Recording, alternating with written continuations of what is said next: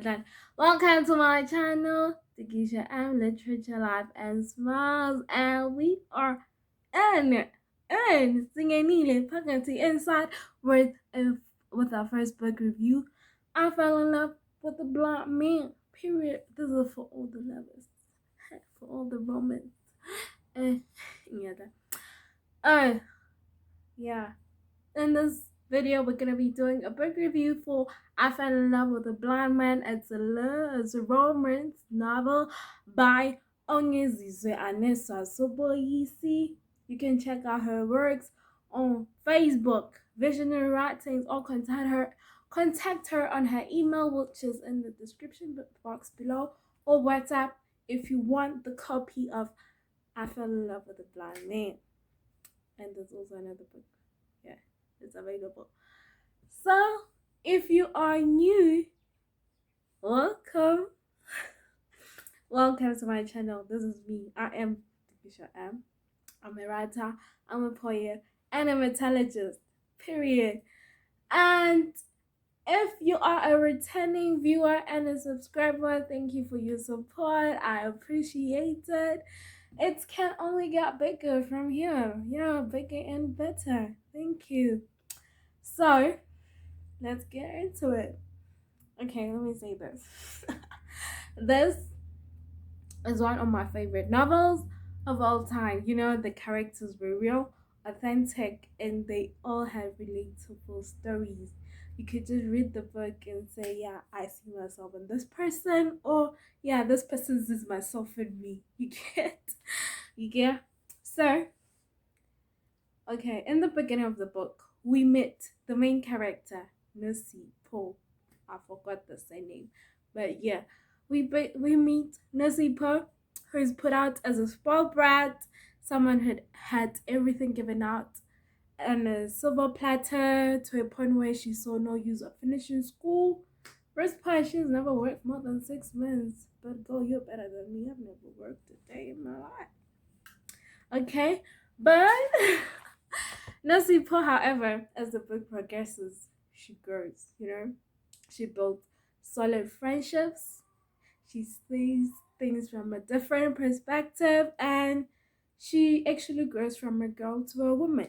From that clumsy Nusi Po, from that I can't do this, you know. From I can do this Nusi Po to I'm responsible Nusi Po to I'm a go-getter, Nusi Po. You get?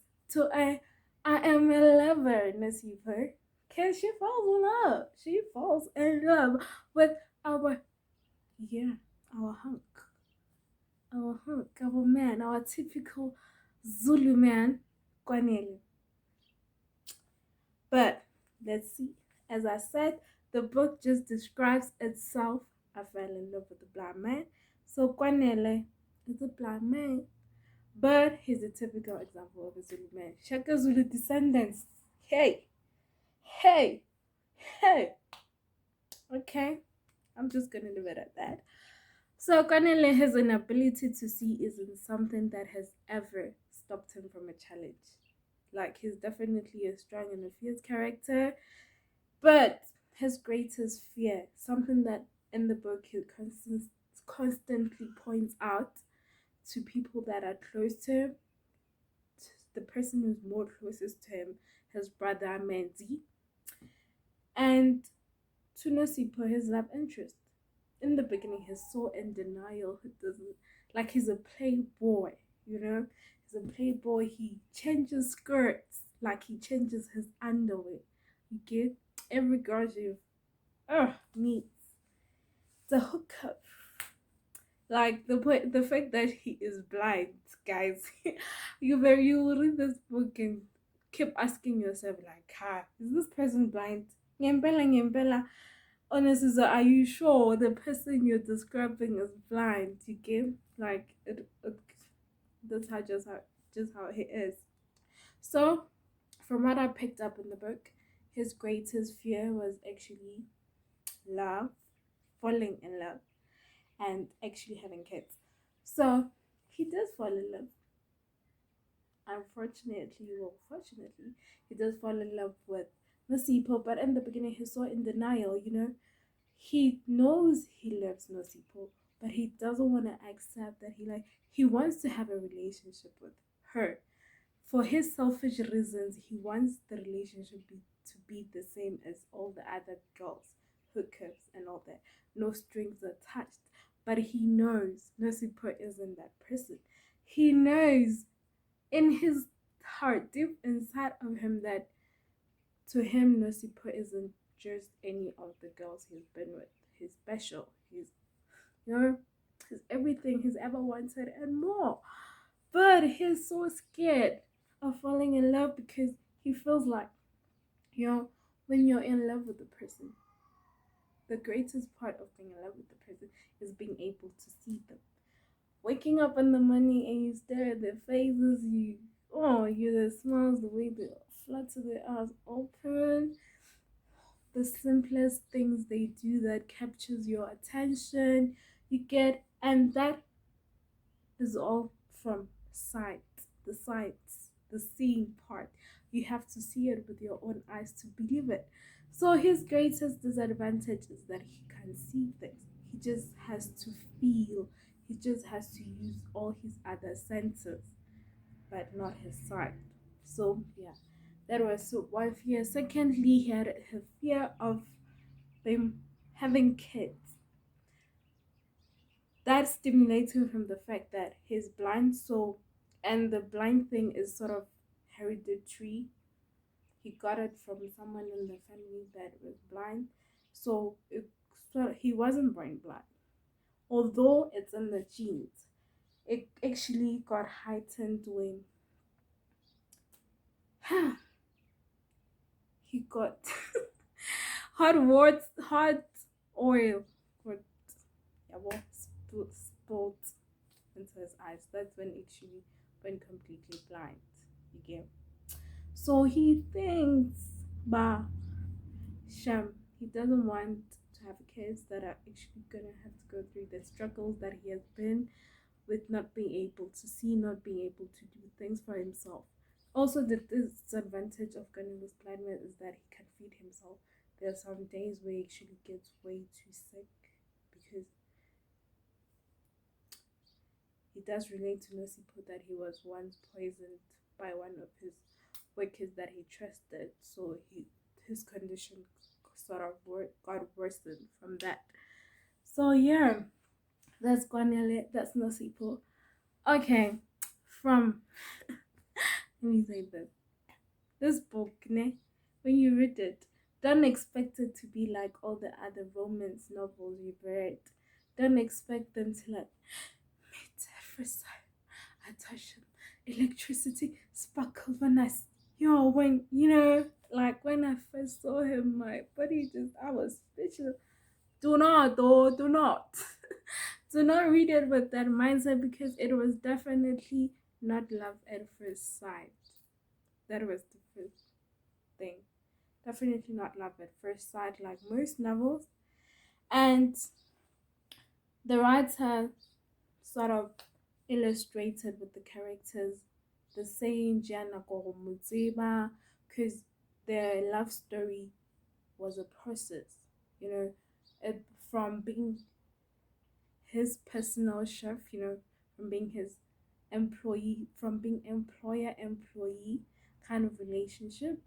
They went from that to friendship, and from friendship to lovers and family, because all their friends being came together. They built this amazing friendship. They were just the perfect pack, wolf pack, you get. So, and also one character that stood out for me, who also gets introduced some way, somehow, in the beginning of middle, I don't know. It was Ketu, who killed her husband because she found him raping their 4-month-old daughter. That was the most heartbreaking part of the book. Keto is, when you meet her, she's weak, she is fragile, she's just a shadow of her old self. There's nothing there. Her soul is gone. She's just a shell. She's in prison where we meet him. When we meet her, she's actually in jail with Nosipo. Now you might be wondering why Nosipo was in jail in the first place. Oh girl, ne? Canele had a function for his Asian business associates, our Japanese, Chinese people. And then one of the associates gave Nosipo a poison because she was the chef to put in Guanela's and Menzi's food and another man. But girl decided good to know enjoy guy. Let me serve him a taste of his own medicine. Okay, so yeah. The poison actually did work before he bought the fly or something like that, and he got her arrested. That's how Nosipo met Keto, and that's how Keto came to be part of the story. Keto somehow gets involved with Menzi. I don't know, but Menzi is another confused nigga in the book. I won't go much into detail with that one. So for me, she is the strongest woman. She's the strongest person. Like she's my, what do you call it? Spirit animal. Because she fought for what she believes. She fought for her daughter. She fought for, although her daughter was already, but she fought. She made sure her daughter got justice that she deserved. Okay. And moving forward, let me just say, oh, okay, let me just say, this book is definitely for people who are like me, who loves a good read and a beautiful love story that unfolds before your eyes with every chapter as the plot thickens, you get? And for a lot that exists in novels, period, the one you just have to, after reading, you daydream about the characters days of days of today, and you're just there thinking, when am I gonna meet my Prince Charming? When am I gonna get my own Canele? When get my own Spoosie? When am I gonna get my own Menzi? Stuff like that. And one thing I picked up from the book, the biggest lessons I learned were love, how Nasipo and Canele, irrespective of their own opinions on love and how they deserve this, don't deserve that, they actually put their differences aside and accepted that they're in love with each other. They accepted all those other people in their circles, and their love just blossoms.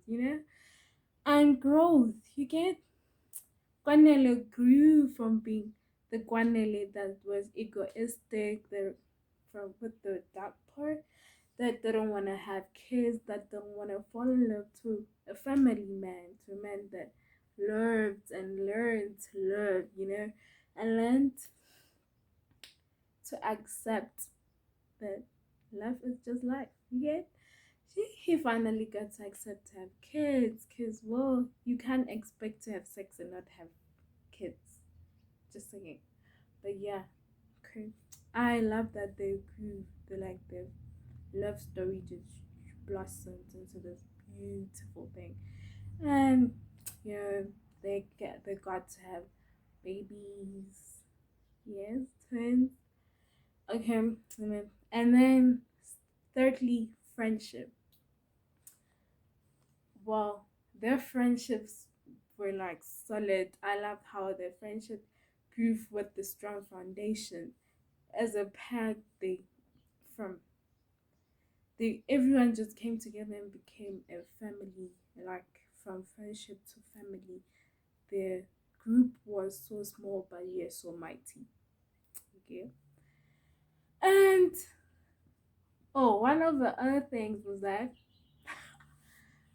uh Nosipo actually grew from being that clumsy spoiled brat and not understanding sometimes, to someone who was more responsible and understanding, in the given fact that in the book, when she has to get married, apparently isn't like the lobola has to go to the rightful family, and then she finds out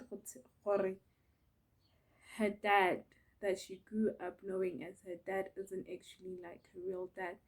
Her parents had a sperm donor, So yeah. So for the old nosy poor, I don't think she would have actually let it sink in and accept that the situation is as it is. You know, she would have thrown a tantrum. She was that, nigga, where were you all my life? Like, you think in change because you know you have super spams, you can go around giving people babies and never taking care of them. You know, I think yeah, she moved from believing she is dumb or she feels like she's intellectually weak to actually being comfortable with her IQ level, with not liking school but making something out of her life. She became successful chef in Canele's restaurant, from being his personal chef to working in his restaurant as a chef and also building her own company with the girls, the friends, Funeka, Ketu, Dombi, Tando, you know.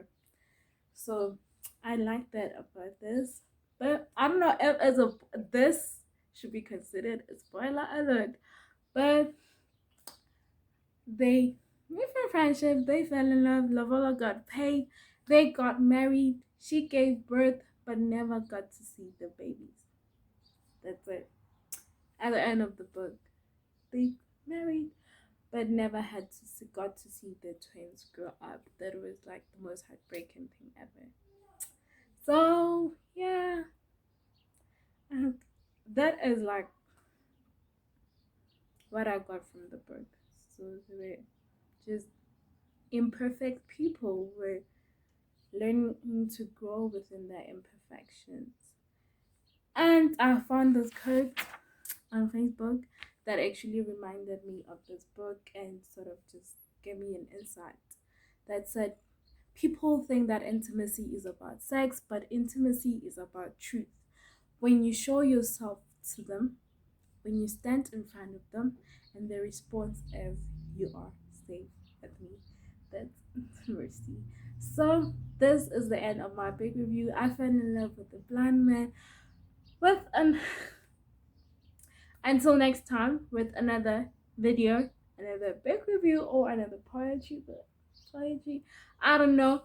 Thank you for watching. I'm Tokisho M, and